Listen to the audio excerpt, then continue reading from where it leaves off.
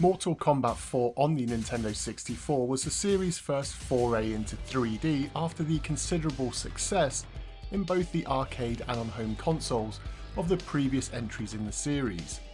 We joke now about Doom being ported to run on everything from refrigerator screens to Texas Pocket calculators, but as a series Mortal Kombat was all-encompassing, and chances are if there was a system of the time then you could find a Mortal Kombat game on it. This wasn't always a good thing, however. Like all ports, some were fantastic and others were absolute trash. In addition to this, the updated refreshes such as Mortal Kombat 3 and Trilogy seemed to be at times just watering down the experience. This was due to all compromises with versions being made dependent on the consoles in which they were being released on. Of course, the arcades were always where the games were best to be played, but the gulf between arcade systems and home consoles was continuing to close at the time of the release of Mortal Kombat 4. Now sure, you were never going to get a complete arcade perfect experience on home console releases, but let's be honest, it was much more realistic as a kid to drop £40 and own the game at home than it was to get your parents to throw coins into the arcade machine when you were likely at the movies or a bowling alley. But I digress. Mortal Kombat 4 is a 1998 N64 release which was developed for the system by Eurocom and published by GT Interactive in the summer of that year. Now this is one game that I distinctly remember getting day one because my brother biked up to the game store in town to snatch the copy at 9 AM when they opened. We had played the arcade machine the year before in 1997 when that was released and were blown away by just how much fun it was. Quick disclaimer here though, most of you have been here for years, but for anybody new, fighting games really are my least favourite genre of games. After the 2D era of Street Fighter and the OG Mortal Kombat games, I just lost interest in fighting games. Perhaps it was because I spent so much time playing Mortal Kombat 2 and 3 on the SNES, to the point where even my dad was involved in our tournaments, that to be honest I just became burnt out. So what you will witness here is some completely terrible gameplay. But something about Mortal Kombat 4 just always drew me in. Perhaps it was simply the jump into 3D, but also part of me felt it was more of a return to the basics of fighting games that had been lost over the years. Sure, I loved a lot of the wackiness and crazy antics of the previous games, but it seemed that with every new release the roster of characters had less impact, and the addition of elements like babalities and friendship finishers seemed to just drift away from what I felt was a core experience that the series really should be. Now this sentiment was shared by Ed Boon, who recalls the development of Mortal Kombat 4 being one of the toughest of his career.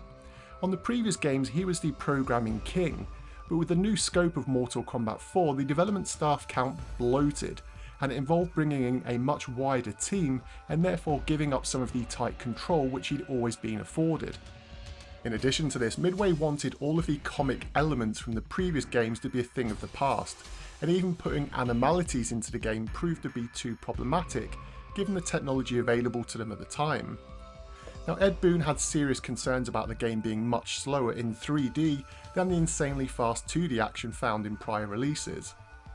Now this led him on an obsessive quest to hand animate multiple frames of animation to ensure that the timings were spot on, to give the game fluid fighting motions which were becoming increasingly important, especially in the competitive fighting game scene and to players of the time. Finally, and what caused some concern for those of us who followed the game's development in magazines, was that many of the development team for this game had worked previously on War Gods, which was quite honestly a huge letdown of a title, and considering that 2 was in 3D, there were some worries. Definitely within my friend circle, that Mortal Kombat 4 would be nothing more than a reskinned upgrade of War Gods. Eurocom were tasked with the home console porting of the game, and they were often a safe pair of hands when it came to ports, with some notable N64 releases being NBA Showtime, Hydro Thunder and The World Is Not Enough.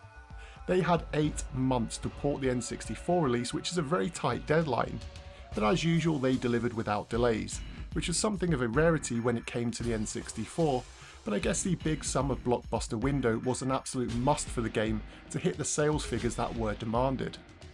A big caveat though was that they were told the game needed to hit the golden 60 frames per second raise. Of course this meant a much lower poly count than the arcades, but I'd certainly take the frame rate over visuals in a game such as this.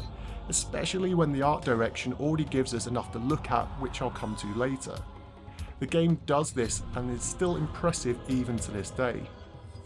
There are also additional levels and the ability to change attires for your characters, which is a nice touch, but sadly the N64 uses the in-game engine for the cutscenes rather than the full motion videos found in the CD-based versions of the game, for obvious reasons. The premise of the game is that it's set years before Mortal Kombat 1, and that's the original Mortal Kombat, not Mortal Kombat 1 which came out recently, but again I digress. Shinnok, who controlled the realms of the universe, decided to become a bit of a war god, no pun intended, and take over control of all of them for himself. Over the course of hundreds of years, Shinnok was at war with Raiden, who eventually won and sent Shinnok packing to the Netherrealm. Now of course he eventually manages to escape, as all good villains do, this time with the help of Quan Chi the sorcerer, and they team up to go get revenge. Tanya, who is a traitor at this point, helped them take their first realm, which then of course forces Raiden to call for backup from the Earth realm. It's a fairly straightforward story with some generic plot points, but fighting games rarely need the kind of setups that other titles desperately rely on.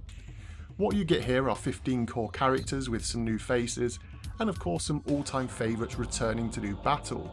There's secret characters to find, and there are differences with the secrets between arcade and home versions. So in terms of graphics, I mentioned previously, yes, they are naturally a downgrade of the arcade systems, which was always going to be a given. However, even with the lower poly count, I still think that this is the most impressive looking N64 fighting game. Of course, that's a very small pool to basically compare other games to, and after all, the console's distinctly known for its lack of fighting games, and even more so those which are actually any good. Perhaps the biggest shocker for me though was looking at the game when it features dynamic lighting, something which even the first arcade version of Mortal Kombat 4 failed to have. This adds some beautiful detail to the already gorgeous stages you'll be doing battle on. The levels themselves too are dynamic, with certain stages, like the other entries in the series, having various ways to deal with your opponents. I also love the animated elements on many of the stages, which help bring the environments to life. You'll be dueling in dark dungeons, snowy temples and treacherous lairs, which really feels like a strong back to basics approach to the Mortal Kombat universe here. What makes the visuals all the more impressive is that the entire game looks and runs this well without the use of the N64 expansion pack. Now this is both a gift and a curse, because I commend the team for getting the balance of visuals and speed without the added RAM, but I sure would have loved to have seen what they could have added with the extra juice the expansion pack would have afforded them. A high-res mode here would have looked even better. What struck me most though was when playing the game for the first time and having seen hundreds of screenshots in magazines, was that what seemed like a huge overhaul in the character designs. This is an element of the game which I think many people will either love or dislike. Key characters such as Reptile are so far removed from their previous looks that they can lose some of that nostalgic charm. Much of this is lost however when you start playing the characters and the controls and movesets, which thankfully Eurocom made a doddle. Pulling off combos, special moves and fatalities is a fairly straightforward thing for you to do, even if you are a noob, no pun intended. You can pick up and play and get enjoyment from the title. The tightness of the controls however allow experienced players to juggle and link seriously destructive movesets together. A criticism of the game from the time was that whilst the game is in 3D, the actual fighting mechanics are more or less locked to a 2D plane aside from dodging, something which never feels really natural or is much used in the game. You can't free roam around the environment, so to speak, but having this game in a 2D plane to fight on allows the fluidity of the gameplay to remain a core focus, something the game does incredibly well. This gives the game a familiar and yet new feeling from the outset. A new addition to the game, and one which was heavily published at the time, was that the game would allow each character to have a combo to draw a weapon, which would cause absolute chaos, carnage and bloodshed on screen. This is a nice feature, but one which feels a little bit half-baked in the game. Now sure, it is in the game, but more often than not, given the time to draw your weapon and the risk of losing it and it then being used against you, is something that I tended to avoid, just sticking to the standard special moves. Thankfully though, the game is packed full of awesome fatalities, and let's be honest, as kids, this was one of the main selling points of the game. Seeing the incredibly violent ways in which you could finish off your opponent with the ultimate humiliation was something to behold. Now sure, there are some which are a little bit underwhelming, but for the most part they'll definitely scratch that itch you've got to see your enemy dismembered, blown up and left in blobs of crimson on the floor.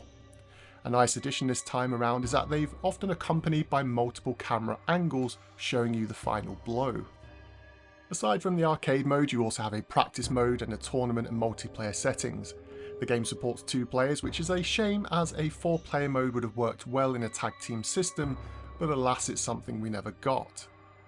Each character also has their own unique setting and ending, and so you get the full game storyline you'll need to play through multiple times to see everything that happens. I've done a separate video in the past showing off all the different game ending cutscenes, because some of them are absolutely brilliant and vary between telling the story and having some genuinely laugh out loud moments. Midway wanted the comedy removing from the game, but apparently this didn't stop the studio from adding some humour to the ending cutscenes. The biggest criticism of this version of Mortal Kombat 4, however, is the game's audio. It's all in mono.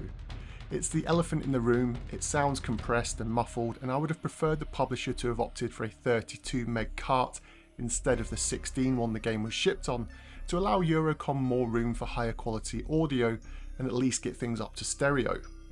This, however, would naturally have impacted the price, and given that game was only $50 or around £40 to £45 on its release here in the UK, it was a competitively priced title to appeal to a wider audience.